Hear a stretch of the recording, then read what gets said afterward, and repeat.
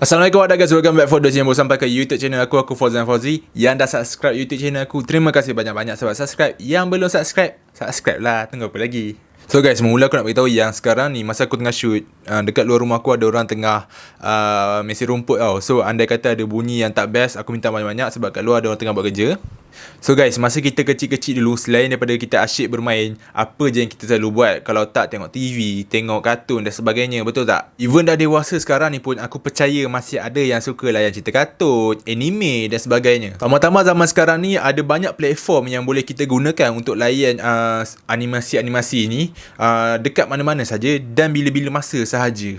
Tak macam dulu, kalau kita nak layan cerita-cerita favourite kita, kena on TV dulu, kena tunggu pula waktu-waktu yang tertentu untuk dia tayangkan. Lepas tu nak tunggu cerita-cerita yang best, kena tunggu hujung minggu, barulah ada banyak cerita best, betul tak? Tapi kan dalam banyak-banyak cerita, ada satu cerita ni yang dia ada kontroversi ataupun teori konspirasi yang sering orang perkatakan tahu dulu. Sampai kan arwah atuk aku sendiri tak bagi aku dan cucu-cucu dia yang lain untuk tengok cerita tu. Sedangkan arwah atuk aku ni, arwah atuk aku ni dengan opah aku tinggal dekat rumah maklum aku. So bila cucu-cucu dia datang untuk melawat dia, kebetulan andai kata masa tu dia tengok TV, dia akan tukar channel yang dia tengok tu kepada channel kartun supaya cucu-cucu dia ni boleh tengok. So kita orang yang budak-budak ni sonok lah kan. Tapi andai kata masa dia tengah tukar-tukar channel tu, and dia terbuka pada masa tu ada cerita yang dia tak bagi tengok tu, dia akan skip tau. Dia kata tak elok untuk tengok cerita ni. Dan benda ni bukan arwah atuk aku je cakap. Aku pun ada dengar orang-orang dewasa yang lain pada masa aku kecil dulu, dia orang cakap tak elok tengok cerita ni. Aku pun pelik. Kita yang budak-budak ni pada masa tu, kita tertanya kenapa kan. Sedangkan bagi kita tak ada masalah pun. Kalau korang tengok tajuk video ni pun, korang pun tahu lah cerita apa. Yes, cerita Pokemon.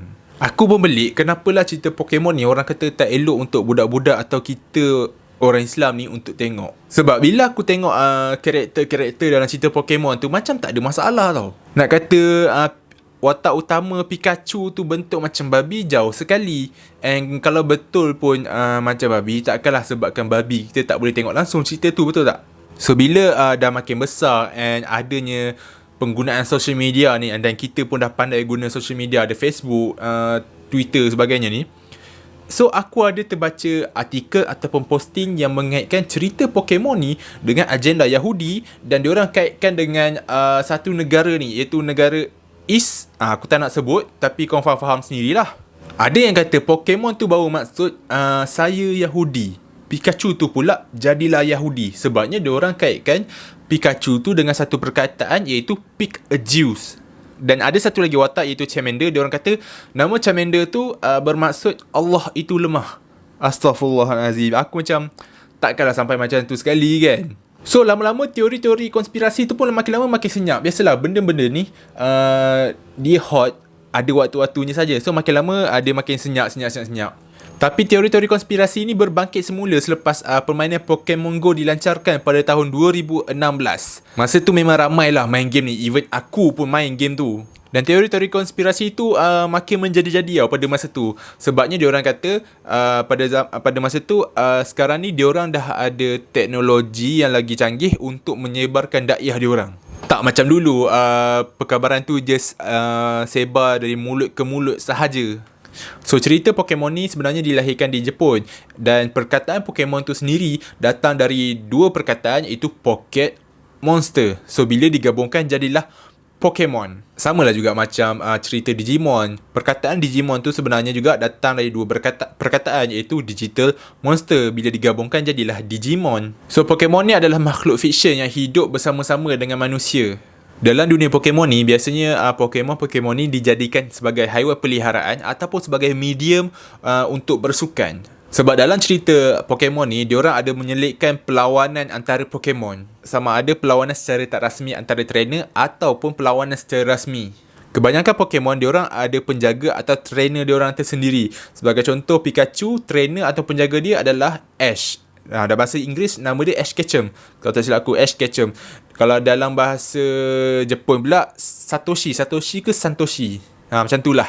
Manakala Pokemon liar akan ditangkap dengan menggunakan Pokeball, iaitu device untuk mengurung ataupun menangkap Pokemon. Dan Pokeball ni boleh disimpan dalam poket ataupun dalam beg. Sebab itulah ia dipanggil Pokemon ataupun Pocket Monster, sebab dia boleh dibawa ke mana-mana saja apabila Pokemon ni ada di dalam Pokeball.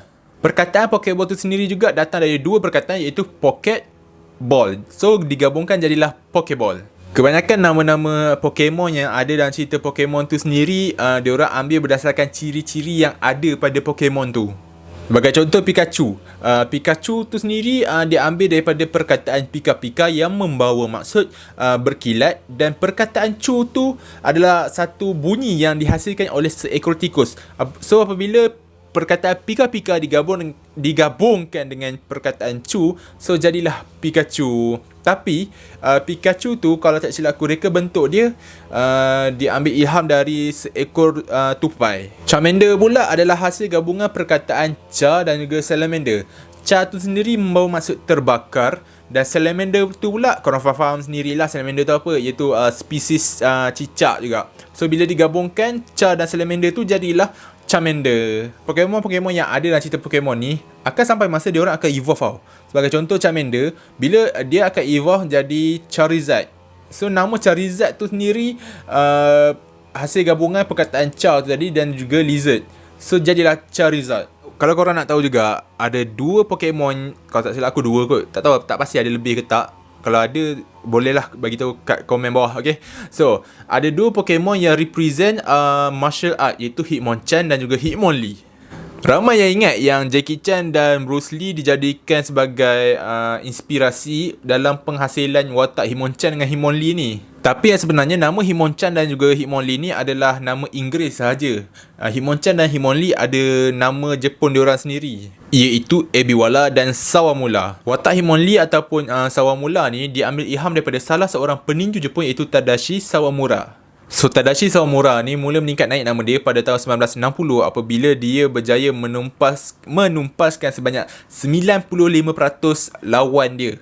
Yang lagi 5% jangan tanya aku apa jadi kat diorang. So disebabkan tu Tadashi ni diberi gelaran sebagai The Demon of Kickboxing. Dan disebabkan kejayaan Tadashi itulah Tadashi Sawamura ni dijadikan inspirasi dalam penghasilan watak Hitmonlee ataupun Sawamura ni. So watak untuk Hitmonchan ataupun Ebiwala ni sama juga, dia orang ambil daripada salah seorang peninju Jepun, iaitu Hiroyuki Ebihara. Pada tahun 1963, Ebihara telah berjaya menjadi juara dunia flyweight apabila dia berjaya menumpaskan Pon King Patch, iaitu peninju daripada Thailand yang pernah jadi juara dunia sebelum tu.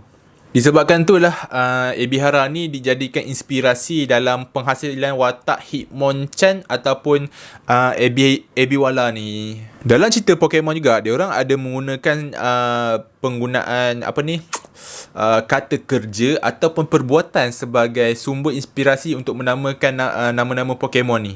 Sebagai contoh, kalau korang tahu ada satu Pokemon yang berbadan besar, and kalau korang tengok dia macam tak banyak fungsi je, suka tidur, yang bernama Snorlax. Yes, Snorlax. Snorlax tu sendiri datang daripada dua perkataan, iaitu snore dan juga relax. So korang faham kenapa watak dia macam tu, memang kena dengan nama dia, Snorlax. Snore plus relax. Dan Snorlax ni juga, sebelum dia evolve jadi Snorlax, dia nama waktu dia kecil adalah Munchlax, iaitu raksasa yang suka makan.